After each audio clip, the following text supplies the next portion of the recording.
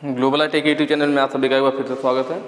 आज जो है हम वर्कशॉप कैलकुलेशन का जो है फर्स्ट ईयर का, जो कि सभी ट्रेडों के लिए होता है, मैंने पहले भी बताया है कि जो दो साल की जो ट्रेड होती है जिनमें फर्स्ट ईयर में वर्कशॉप कैलकुलेशन सब्जेक्ट होता है वो सभी के लिए कॉमन होता है, चाहे वो आपकी कोई सी भी ट्रेड हो। ठीक है, तो उसका हम लोग आज पार्ट 14 जो है उसको सॉल्व करेंगे। और जो आपके क्वेश्चंस दिख रहे हैं इसका जो PDF है वो आपको मिलेगा इस वेबसाइट पर www.globalit.org। इस वेबसाइट पे जाकर के आप तो जो है आज का PDF प्लस इसके पहले के भी PDF बिल्कुल आसानी से डाउनलोड कर सकते हैं।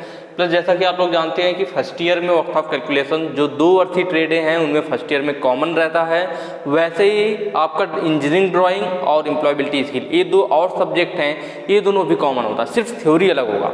जितनी भी दो वर्षीय ट्रेडें हैं, ध्यान से सुनना, जितनी भी दो वर्षीय ट्रेडें हैं फर्स्ट ईयर में आपका workshop calculation and science, engineering drawing, employability skill, ये तीनों सब्जेक्ट कॉमन होते हैं, तीनों सेम होते हैं सभी के लिए। तो वर्कशॉप कैलकुलेशन तो आप पढ़ ही रहे हैं। इसके अलावा अगर आप इंजीनियरिंग ड्राइंग अच्छे से सीखना चाहते हैं, एम्प्लॉयबिलिटी स्किल पढ़ना चाहते हैं तो वो भी हमारे चैनल पर अवेलेबल है। आप वीडियो के डिस्क्रिप्शन में लिंक को चेक कर सकते हैं या डायरेक्ट आप चैनल पे जाइए ग्लोबल ITI का प्लेलिस्ट में आपको उसकी प्लेलिस्ट मिल जाएगी, या तो आप वीडियो के डिस्क्रिप्शन में चेक कर लेना, मैं लिंक दे दूंगा, आप वहाँ से आसानी से इंजीनियरिंग ड्राइंग को भी सीख सकते हैं और एम्प्लॉयबिलिटी स्किल को भी। ठीक है, चलिए क्वेश्चन को स्टार्ट करेंगे। जो भी क्वेश्चंस है आपके एग्जाम के लिए बहुत ही इंपॉर्टेंट है, इसी टाइप के सेम टू सेम क्वेश्चन आपको एग्जाम में देखने को मिलेंगे। ठीक है, तो ये बहुत ही ज़्यादा इंपॉर्टेंट है, इनको ध्यान से देख लीजिए, आपको एग्जाम में कोई प्रॉब्लम नहीं होगी। चलिए स्टार्ट करते हैं। पहला क्वेश्चन कह रहा है यदि गर्म करने पर ठोस की लंबाई बढ़ती है तो क्या कहा जाता है। मैं थोड़ा सा आपको बता दूं, देखिए ऊष्मी प्रसार होता है। ऊष्मी प्रसार का मतलब ऊष्मी, थर्मल हीट, ऊष्मा देंगे और किसी चीज में प्रसार हो। ऊष्मी प्रसार का क्या मतलब, ऊष्मा मिले, किसी चीज को ऊष्मा दी जाए और उसमें प्रसार हो तो ऊष्मी प्रसार बोलते हैं। ऊष्मी प्रसार जनरली हमारा तीन टाइप का होता है, ठोसों में ऊष्मी प्रसार, द्रवों में ऊष्मी प्रसार और गैसों में। भाई ठोस में ऊष्मी प्रसार कम होगा, द्रव में ठोस की अपेक्षा ज़्यादा फैला होगा, और गैस में गैस को गर्म करेंगे तो बहुत तेजी से दूर दूर भागेगा, तो गैस में सबसे ज़्यादा ऊष्मी प्रसार होता है। तो अगर जनरली देखा जाए तो तीन टाइप के हैं, ठोसों में ऊष्मी प्रसार होता है, द्रवों में होता है और गैसों में होता है। जो ठोस में ऊष्मी प्रसार होता है वो तीन टाइप का होता है। कौन कौन सा? रेखीय प्रसार, मैं ठोस की बात कर रहा हूँ, जो ठोसों में प्रसार होता है, ठोस में ऊष्मी प्रसार। थोड़ी सी इस चीज़ को, थ्योरी को देख लीजिए, फिर आसानी से सब समझ में आएगा। यह तीन टाइप का होगा, रेखीय प्रसार गुणांक, रेखीय प्रसार होता है, क्षेत्रीय प्रसार होता है और आयतन प्रसार। क्षेत्रीय प्रसार को ही हम सुपरफिशियल बोलते हैं, सुपरफिशियल। ठीक है, सुपरफिशियल एक्सपेंशन जो होता है उसी को हम क्षेत्रीय प्रसार बोलते हैं, और आयतन प्रसार को क्यूबिक एक्सपेंशन बोला जाता है। ठीक है, ये चीज है। रेखीय प्रसार मतलब लीनियर। तो कैसे होता है ठोसों में रेखीय प्रसार में कौन सा आएगा, जैसे कोई आप छड़ ले लीजिए, क्या ले लीजिए, लोहे की छड़। अगर लोहे की छड़ को आप गर्म करते हैं और उसकी लंबाई में परिवर्तन हो, सिर्फ और सिर्फ किस में परिवर्तन हो, क्योंकि आप जानते हैं लंबाई, चौड़ाई, ऊंचाई तीन चीजें होती हैं, लेकिन अगर कोई छड़ लेके उसे गर्म करेंगे और उसकी सिर्फ लंबाई बढ़ेगी, लंबाई में परिवर्तन होगा। अगर सिर्फ लंबाई में परिवर्तन हो रहा है तो उसे रेखीय प्रसार गुणांक कहते हैं। लीनियर रेखा, एक रेखा में बढ़े, एक लंबाई में बढ़े तो रेखीय प्रसार गुणांक। क्षेत्रीय प्रसार या सुपरफिशियल कब बोलते हैं, क्षेत्रफल। क्षेत्रीय प्रसार से मतलब क्या, क्षेत्रफल से होता है, और क्षेत्रफल में दो यूनिट होती है, क्या होती है, लंबाई इंटू चौड़ाई। कहने का मतलब है यदि किसी टीन की चादर को ले लीजिए, अगर उसे गर्म करेंगे तो उसकी लंबाई और चौड़ाई दोनों फैलेगी। अगर किसी टीन की चादर को गर्म करते हैं तो उसकी लंबाई और चौड़ाई दोनों में फैला होगा, तो लंबाई और चौड़ाई दोनों अगर बढ़ती है किसी चीज की तो उसे क्षेत्रीय प्रसार गुणांक बोलते हैं। आयतन प्रसार कब बोलेंगे, जब किसी चीज को गर्म किया जाए और उसकी लंबाई, चौड़ाई, ऊंचाई तीनों चीजों में वृद्धि हो तब उसे आयतन प्रसार गुणांक, क्योंकि भाई आयतन में लंबाई, चौड़ाई, ऊंचाई तीनों चीजें चाहिए होती है। तो रेखीय में सिर्फ लंबाई बढ़ेगा, क्षेत्रीय में लंबाई इंटू चौड़ाई दोनों में परिवर्तन होगा, और आयतन में लंबाई, चौड़ाई और ऊंचाई तीनों में प्रसार होगा, तब हम आयतन प्रसार गुणांक बोलते हैं। इसीलिए इसे क्यूबिक भी बोलते हैं। क्यूबिक मतलब क्यूब जैसा, क्यूब होता है ना इस टाइप से, क्यूब, भाई किसी क्यूब को अगर आप गर्म करोगे तो इसकी लंबाई भी बढ़ेगी, चौड़ाई भी बढ़ेगी और ऊंचाई भी बढ़ेगी, तीनों चीजें बढ़ेगी क्यूब को गर्म करने पे, तीनों चीजों में प्रसार होगा, इसीलिए इसे आयतन प्रसार या क्यूबिक एक्सपेंशन भी बोलते हैं। अभी अगर आपने चीजें समझ ली तो अब आसानी से चीजें समझ में आएंगी, ठीक है।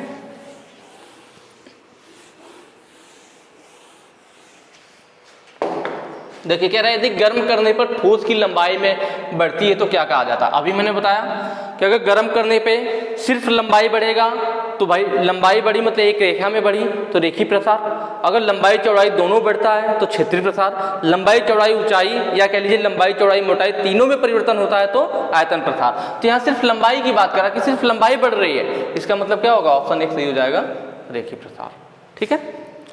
नेक्स्ट क्वेश्चन पे चलेंगे।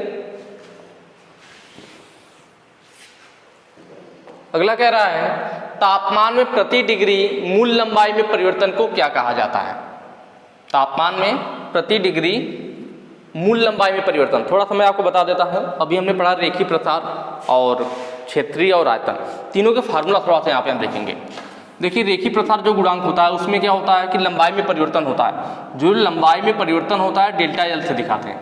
डेल्टा एल मतलब लंबाई में परिवर्तन, वह किसके अनुपाती होता है, तो वह अनुपाती होता है आपका मूल लंबाई के इंटू ताप में परिवर्तन। यह क्या है, लंबाई में परिवर्तन है डेल्टा एल, और एल क्या है, मूल लंबाई है, और डेल्टा टी तापमान में परिवर्तन। तापमान में परिवर्तन की बात कर रहा है, कितना परिवर्तन हुआ। ये फार्मूला आपको ध्यान रखा तभी काम बनेगा। रेखीय प्रसार की बात कर रहे हैं तो यहां से क्या हो जाएगा आपका, ठीक है, delta L is equal to, अगर हम अनुपाती, इसका मतलब हो गया कि अगर लंबाई में वृद्धि हो या तापमान में वृद्धि हो तो उसके लंबाई के परिवर्तन में भी वृद्धि होगा, ठीक है। तो delta L is equal to क्या हो जाएगा, तो यहाँ पे हम जो है जब बराबर करना चाहेंगे तो अनुपाती की जगह क्या, एक हमारा कांस्टेंट लग जाएगा जिसे रेखीय प्रसार गुणांक कहते हैं, जिसको हम किससे दिखाते हैं, अल्फा से। यह आपका क्या हो गया, alpha into L into delta T. अब अल्फा इज इक्वल टू क्या हो जाएगा, अल्फा आपका क्या है, रेखीय प्रसार गुणांक है, इज इक्वल टू हो जाएगा आपका delta L upon L into delta T. यही मेन फार्मूला है आपका, किसके बराबर, ये अल्फा क्या है आपका, रेखीय प्रसार गुणांक है, रेखीय प्रसार गुणांक।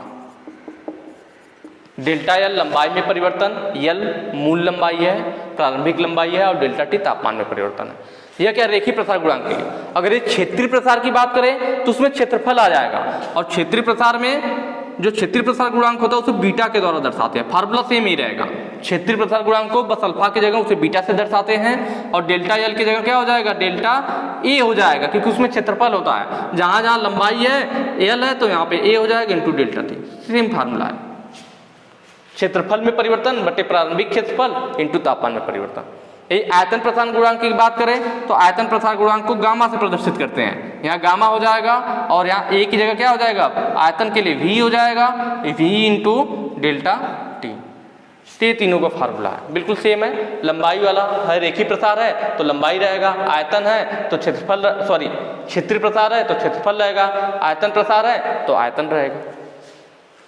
अब देखिए इसमें बोल क्या था, तापमान में प्रति डिग्री। हाँ, एक इसका देखिए रेखीय प्रसार गुणांक का मात्रक क्या होगा, ये भी कई बार पूछता है, तो यहाँ से आप ध्यान दे लीजिए, बिल्कुल आसानी समझ में आ जाएगा। ये तो रेखीय प्रसार गुणांक बराबर हो गया डेल्टा एल, लंबाई का मात्रक क्या होगा, मीटर, मात्रक निकाल लेते हैं, बटे यह भी लंबाई है तो यह भी मीटर ही होगा, यह तापमान है, तापमान का डिग्री सेल्सियस। तो देखिए ऊपर भी लंबाई में परिवर्तन था, लेकिन थी तो लंबाई ही ना, तो उसका भी मात्रक मीटर, इसका भी मात्रक मीटर, दोनों मात्रक आपस में कट जाएंगे।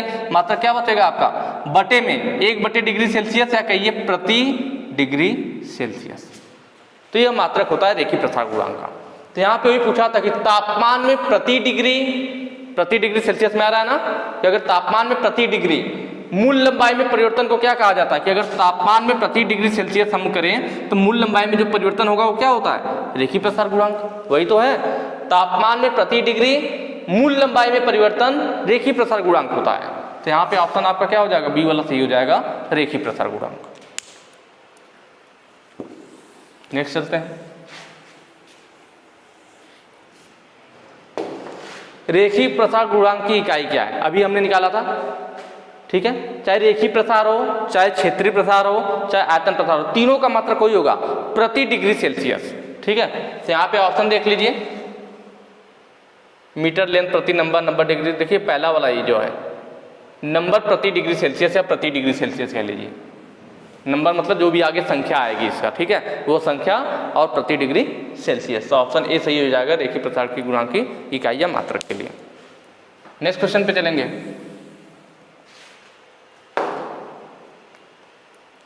देखिए यहाँ पे क्या कह रहा है कि 2 गुणे रेखीय प्रसार के लिए किस शब्द का प्रयोग किया जाता है, ध्यान से समझिएगा। रेखीय प्रसार होता तब तो आपका क्या हो जाता, रेखीय प्रसार गुणांक हो जाता। अगर सिर्फ रेखीय प्रसार होता मतलब सिर्फ लंबाई में परिवर्तन हो रहा होता तो रेखीय प्रसार गुणांक हम बोल देते। लेकिन कह रहे 2 गुणे रेखीय प्रसार, जैसे आपने सुना होगा 2D होता है, 3D होता है, ठीक है। 2D का मतलब क्या, 2 डायमेंशनल, 2D मतलब 2 डायमेंशनल मतलब जिसमें 2 डायमेंशन दिया हो, लंबाई चौड़ाई जैसे। 3D का मतलब क्या, 3 डायमेंशनल जिसमें हमें तीनों डायमेंशन दिखाई दे, जैसे लंबाई चौड़ाई और ऊंचाई। अगर तीनों चीजें दिखाई देती है तो 3D बोलते हैं, 2 चीजें दिखाई देती हैं तो 2D बोलते हैं, जैसे बस लंबाई चौड़ाई दिखाई दे तो 2D, लंबाई चौड़ाई ऊंचाई तीनों दिखाई दे तो 3D। तो वही चीज है 2 गुणे रेखीय प्रसार, मतलब इसमें हमें 2 डायमेंशन दिखाई देगी, 2 डायमेंशन दिखाई देगी मतलब लंबाई चौड़ाई 2 चीजें होंगी, और जब 2 चीजें होती है तो वह क्या होता है, क्षेत्रफल होता है। मैंने बताया था अगर सिर्फ लंबाई की बात करेगा तो रेखीय प्रसार गुणांक, लंबाई चौड़ाई दोनों आ जाएगा तो क्षेत्रीय प्रसार क्योंकि क्षेत्रफल हो गया। अगर लंबाई चौड़ाई ऊंचाई तीनों आ जाए तो आयतन हो जाता है, तो आयतन प्रसार गुणांक होता है। तो यहाँ पे 2 चीजें आ गई लंबाई चौड़ाई, तो इसका मतलब हमारा क्या होगा, क्षेत्रफल, आपका क्षेत्रीय प्रसार गुणांक होगा। और यहाँ ऑप्शन में देख रहे होंगे तो क्षेत्रीय प्रसार गुणांक ना देकर के सुपरफिशियल प्रसार गुणांक लिखा हुआ है। सुपरफिशियल प्रसार गुणांक को ही हिंदी में क्षेत्रीय प्रसार गुणांक कहते हैं, ध्यान रखना इस बात को। सुपरफिशियल को ही हम क्या बोलते हैं, इसी को बोलते हैं क्षेत्रीय प्रसार गुणांक। तो ये आपका सही हो जाएगा। नेक्स्ट क्वेश्चन पे चलते हैं। देखिए भी फिर वही चीज आ गई, 2D के बाद 3 वाली बात आ गई जो मैंने 3D की बात की थी। 3 गुणे रेखीय प्रसार, लंबाई में रेखीय प्रसार होता तो लंबाई होता, लेकिन 3 गुणे मतलब 3 की बात कर रहा है। 3D मतलब लंबाई चौड़ाई ऊंचाई तीनों चीजें आएगी, जब तीनों चीजें आती है तो आयतन प्रसार गुणांक होता है। और आयतन प्रसार को ही मैंने बताया था क्यूबिक बोलते हैं, क्यूबिक एक्सपेंशन, या घनी, क्यूब को हिंदी में क्या बोलते हैं, घन बोलते हैं। तो यही जो आपका ऑप्शन 4 होगा, घनी प्रसार गुणांक, इसी को क्यूबिक या आयतन प्रसार गुणांक बोलते हैं। सारी चीजों को नोट करते चलिएगा, थोड़ा सा नया होगा पर एक बार सही से पढ़ लेंगे तो कोई दिक्कत नहीं होगी। नेक्स्ट क्वेश्चन पे चलते हैं।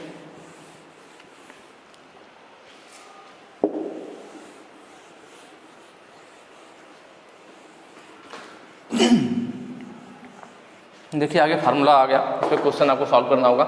यदि एक रॉड, यहाँ रॉड होगा 20 डिग्री सेल्सियस पर 100 मीटर लंबा और 100 डिग्री सेल्सियस पे 100.14 मीटर लंबा पाया जाता है तो उसका रेखीय प्रसार गुणांक क्या होगा। रेखीय प्रसार गुणांक हमसे पूछ रखा है, क्या पूछ रखा है, रेखीय प्रसार गुणांक। और आपको हमने बताया था रेखीय प्रसार गुणांक का फार्मूला, ठीक है। तो इसको सॉल्व करते हैं। Alpha is equal to delta L. Delta L क्या होगा, लंबाई में परिवर्तन। तो देखिए लंबाई में परिवर्तन कितना हो रहा है, पहले क्वेश्चन को ध्यान से समझिए। हम डेल्टा एल की मान निकालते हैं, डेल्टा एल का मान क्या होगा, तो लंबाई में परिवर्तन कितना हुआ। पहले 20 डिग्री सेल्सियस पे लंबाई 100 मीटर थी, बाद में 100 डिग्री सेल्सियस पे लंबाई 100.14 हो गई, तो बाद में जो लंबाई हुई 100.14। पहले कितना थी, 100 मीटर थी। इन दोनों को आपस में घटा लीजिए, पता चल जाएगा कि लंबाई में परिवर्तन कितना हुआ। लंबाई में परिवर्तन हुआ 0.14 मीटर का। आसान है ना भाई, 20 डिग्री सेल्सियस पे 100 मीटर लंबाई है, 100 डिग्री पे 100.14 मीटर लंबा हो जाता है। तो गर्म करने मतलब लंबाई में कितना परिवर्तन हुआ, तो लंबाई में 0.14 मीटर का परिवर्तन हुआ। 0.14 मीटर वो लंबाई उसकी बढ़ गई, तो वही परिवर्तन हो गया उसमें। डेल्टा एल का मान पता चल गया। एल का मान क्या है, एल मतलब प्रारंभिक लंबाई, पहले कितना लंबा था, 100 मीटर लंबा था, तो L is equal to 100 metre. दो चीजें हो गई। डेल्टा टी, डेल्टा टी मतलब तापमान में परिवर्तन। तापमान में परिवर्तन कितना हो रहा है, पहले 20 डिग्री सेल्सियस था, बाद में बढ़ा करके 100 डिग्री सेल्सियस कर देते हैं, पहले 20 डिग्री सेल्सियस था, बाद में बढ़ा करके 100 डिग्री सेल्सियस कर दिया गया। मतलब delta T is equal to, बाद में कितना हुआ, T2 लेंगे पहले, बाद में 100 था, 100 डिग्री सेल्सियस, पहले कितना था 20 था, 100 माइनस 20 कितना हो गया 80 डिग्री सेल्सियस। मतलब तापमान में परिवर्तन कितना किया गया, टोटल 80 डिग्री का परिवर्तन किया गया। सारी बात समझना आसान है, 20 से 100 कर दिया मतलब 80 डिग्री का परिवर्तन कर दिया। अब उसको डायरेक्ट रखिए, आपका काम हो जाएगा, delta L upon L into delta T. Delta L का मान हमने निकाला 0.14 बटे प्रारंभिक लंबाई 100 इंटू तापमान में परिवर्तन 80। ठीक है, सॉल्व करते हैं। 0.14 है, दशमलव खत्म करने के लिए अगर मैं 100 का ऊपर नीचे गुणा कर दूं तो यह दशमलव खत्म होकर क्या 14 हो जाएगा। मतलब 100 का मैं ऊपर गुणा कर देता हूं और 100 का नीचे, जिससे दशमलव खत्म हो जाए, तो ऊपर क्या बचेगा 14 हो जाएगा। 100 का गुणा करेंगे 2 जीरो है तो 2 अंक दशमलव इधर चला जाएगा तो दशमलव खत्म हो जाएगा। नीचे 100 100 और 80 है, तो पहले इसको एक साथ लिख लेते हैं। देखिए 2 जीरो, 1 जीरो इसका और 2 जीरो इसका, टोटल कितने जीरो हुए 2 1 3 2 5 जीरो हो गए। मतलब 10 घाते 5 लिख सकते हैं भाई, 2 जीरो इसमें 2 जीरो इसमें 1 जीरो इसमें, तो 10 घाते 5 हो जाएगा और यह 8 अकेले बच जाएगा, 8 गुणे 10 घाते 5। ठीक है, अब 8 से इसमें भाग दे लीजिए, एक बार जाएगा 8 कम 8 कितना होगा आपका 6 बचेगा, दशमलव देंगे तो 60 हो जाएगा, 8 सते 56, 4 बचेगा 40 हो जाएगा, 8 बचे 40, 1.75 इतना आ गया हमारे पास, कितना प्रति डिग्री सेल्सियस। लेकिन अब हमारा नीचे 10 घाते 5 है, इसको हम ले जाएंगे ऊपर। कभी भी आपको मालूम होगा जब ऐसे इस टाइप की संख्याएं होती है, जब नीचे से ऊपर जाता है तो उसके घात में माइनस लग जाता है। मतलब यहाँ पे 1.75 इंटू 10 टू द पावर -5 हो जाएगा। जब नीचे ले जाएंगे तो प्लस होता है, जब ऊपर ले जाते हैं तो माइनस हो जाता है घात में। ठीक है, प्रति डिग्री सेल्सियस। ऑप्शन देखेंगे हम 1.75 इंटू 10 टू द पावर -5, ये चीज़ है। या 10 - 5 नहीं है, 10 टू द पावर -5 है। ठीक है, ये जितने भी लिखे हुए हैं, ये -4 यहाँ ऊपर होगा या माइनस से ऊपर होगा, टाइपिंग में दिक्कत हो गई है, -7 ऊपर होगा और यहाँ पे -5 ऊपर होगा। तो 1.75 10 टू द पावर -5, ऑप्शन 2 आपका सही हो जाएगा। नेक्स्ट क्वेश्चन पे चलते हैं। फार्मूला सब नोट कर लीजिएगा, बहुत ही जरूरी है। इसी फार्मूले से देखिए आपके जो थ्योरेटिकल टाइप के क्वेश्चन हैं वो भी इसी फार्मूले से होंगे, न्यूमेरिकल टाइप के क्वेश्चन भी इसी फार्मूले से होंगे। फार्मूला जरूरी है।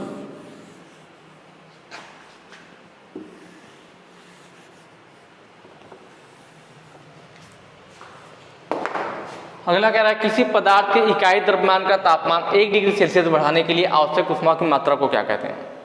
भाई कोई पदार्थ है, इकाई द्रव्यमान का तापमान 1 डिग्री सेल्सियस बढ़ाया जा रहा है। मैंने पहले भी बताया है कि आपको एक फार्मूला याद होगा, Q = ms delta T।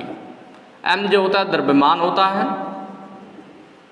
s जो होता है विशिष्ट ऊष्मा होती है, और डेल्टा T जो होता है तापमान में परिवर्तन।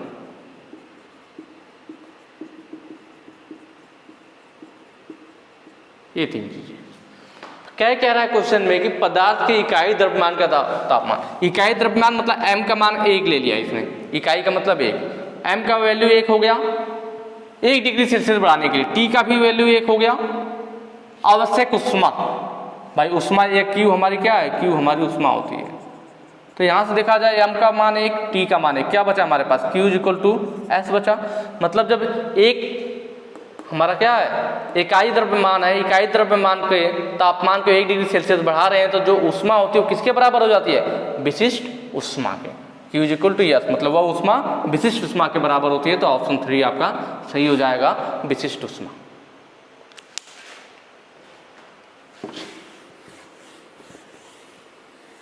अगला क्वेश्चन कह रहा है कितनी मात्रा में ऊष्मा की आवश्यकता होती है। m = दे रखा है 120 litre, T1 20 degree Celsius, T2 85, मतलब पहले तापमान 20 था, बाद में 85 डिग्री सेल्सियस कर दिया गया। S दे रखा है, S मतलब स्पेसिफिक हीट विशिष्ट ऊष्मा 4.2, और Q की वैल्यू पूछ रहा है किलो जूल में। ठीक है, बहुत ही आसान है। जो अभी मैंने फार्मूला बताया सेम इसी पे लगेगा, ऊष्मा Q = ms डेल्टा T। ठीक है, Q = ms डेल्टा T। देखते हैं क्या क्या दे रखा है हमें, Q की वैल्यू निकाल दी है, वहाँ लिखा हुआ है किलो जूल में, ठीक है। M का मान 120 लीटर, तो हम मान लेते हैं 1 लीटर जो होगा हमारा 1 kg के बराबर होगा, तो इसका मतलब M इज इक्वल टू क्या हो जाएगा, 120 लीटर की जगह 120 kg हो जाएगा M की वैल्यू। तो M का मान रख लेंगे यहाँ पे 120 kg। S की वैल्यू स्पेसिफिक हीट 4.2 दे रखा है, S is equal to 4.2। Delta T तापमान में परिवर्तन, तो डेल्टा टी बराबर क्या हो जाएगा, T2 माइनस T1 कि तापमान में कितना परिवर्तन हुआ, तो पहले बाद में कितना 85 हो जाता था, पहले कितना था 20 था, 65 डिग्री सेल्सियस आ जाएगा कि कितना तापमान में परिवर्तन हुआ, 20 से 85 हो गया, 65 बढ़ गया तो वही परिवर्तन हुआ। अब उसको यहाँ रख लेते हैं, M is equal to 120 into S is equal to 4.2 into delta T is equal to 65 degree Celsius, ठीक है। वैसे यहाँ मात्रा लिखने की जरूरत नहीं है। अब इन्हें जो है आपस में मल्टीप्लाई कर लिया जाए, देखिए 120 से 4.2 है, इसका अगर जीरो मैं इसमें कर दूँ तो दशमलव खत्म हो जाएगा, ठीक है। अब हमें यहाँ पे करना पड़ेगा आपस में गुणा, 12 पचे पहले इन दोनों का आपस में कर लेते हैं, 12 पचे 60, 6 बचा हासिल, 12 छंग 72, 6 78, 780 इंटू 42। अब इन दोनों का आपस में मल्टीप्लाई कर लीजिए, आंसर आ जाएगा 780 इंटू 42, 2 9 0, 2 8 16 को 6 हासिल आया 1, 2 से 14 1 15, 4 9 0, 4 8 32 को 2 हासिल आया 3, 4 से 28 3 31, 0 6 5 2 7 1 1 2 3, ठीक है। 32,760 कितना आ गया, 32,760 किलो जूल। ऑप्शन देख लीजिए, ऑप्शन जो है आपका सेकेंड वाला है 32,760। मैं आपसे बार बार बताता हूँ कि इस टाइप की चीज़ों में बहुत ज़्यादा प्रॉब्लम नहीं होती है, बस आपको फार्मूला याद हो और चीज़ों को उस पर रखना सीख जाए, बस आसान हो जाएगा। सारी चीज़ें आपको दी होती है, बस फार्मूले में आपको रखना है और उसको सॉल्व करना है, और गुणा जरूर आना चाहिए, गुणा भाग, ठीक है। खास करके इस टाइप के क्वेश्चंस में देखते हैं आप दशमलव में ज़्यादातर चीज़ें होती हैं, अगर आपको गुणा भाग नहीं आएगा तो दिक्कत हो जाएगी। नेक्स्ट क्वेश्चन कह रहा है 20 डिग्री सेल्सियस से 35 डिग्री सेल्सियस तक 85.5 ग्राम रेत का तापमान बढ़ाने के लिए आवश्यक ऊष्मा की मात्रा की गणना करें, और एस मतलब स्पेसिफिक हीट विशिष्ट ऊष्मा 0.1 दे रखा है। सेम वही फार्मूला देखिए, Q is equal to MS delta T. M की वैल्यू दे रखी है यहाँ पे 85.5 ग्राम, ठीक है।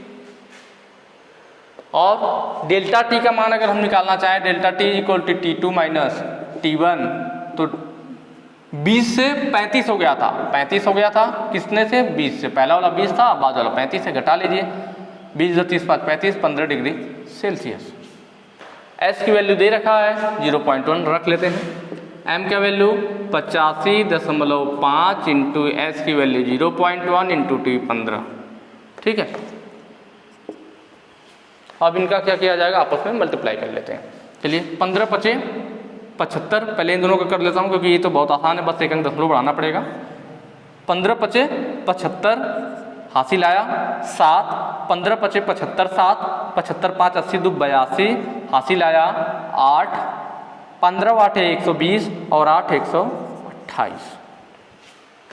एक अंक पे दशमलव था, एक अंक पे दशमलव लगा देंगे, इंटू 0.1। अब जब 0.1 का गुणा करेंगे तो वैल्यू तो सेम रह जाएगी, एक का गुणा करने पे, बस एक अंक पे दशमलव है तो इसमें भी एक अंक दशमलव इधर बाएं साइड बढ़ जाएगा, तो 128.25 हो जाएगा, ठीक है, जूल। ऑप्शन देख लीजिए, ऑप्शन पहला ही सही है, 128.25। नेक्स्ट क्वेश्चन पे चलते हैं।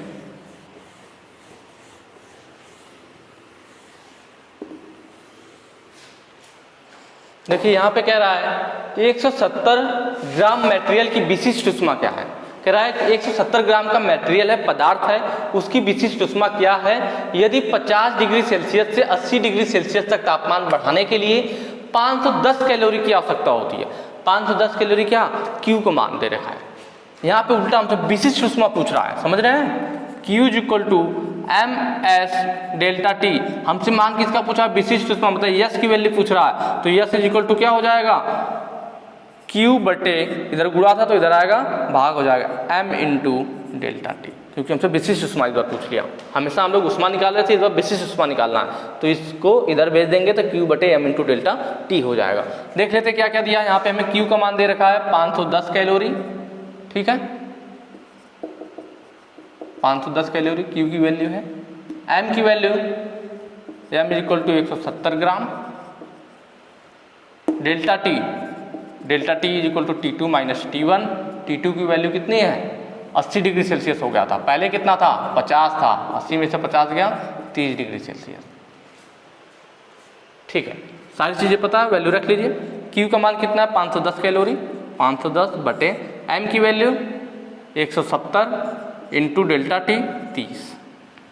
बस सॉल्व कर लीजिए इसे, 1 0 से कट गया, 17 तिया 51, 3 हो गया, 3 बटे 30, 3 दहा में 30, 1 बटे 10 आ गया।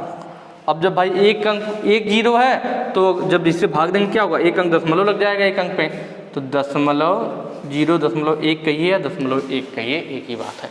तो एक इसकी वैल्यू आ गई, S की वैल्यू आ गई, स्पेसिफिक हीट की आ गई, विशिष्ट ऊष्मा की आ गई। ऑप्शन एक आपका सही हो जाएगा। तो देखा होगा आपने क्वेश्चन बहुत ज़्यादा हार्ड नहीं है, बस आपको ये वैल्यू यहाँ से देख करके लिख लेनी है और सब बिल्कुल फार्मूले पे है। इसलिए बार बार मैं बोलता हूँ कि जब भी आप ऑब्जेक्टिव क्वेश्चन या कुछ भी सॉल्व कर रहे हैं तो साथ में आप अपना बुक रखिए, जो भी फार्मूले आते जाते हैं उन्हें इकट्ठा कीजिए और नोट करते जाइए। इसलिए बार बार मैं ये बातें हर एक वीडियो में बोलता हूँ, ठीक है। बाकी अगर वीडियो अच्छी लगी है तो ज़्यादा से ज़्यादा शेयर कीजिएगा। नेक्स्ट वीडियो में मिलते हैं आगे के टॉपिक के साथ। Thank you.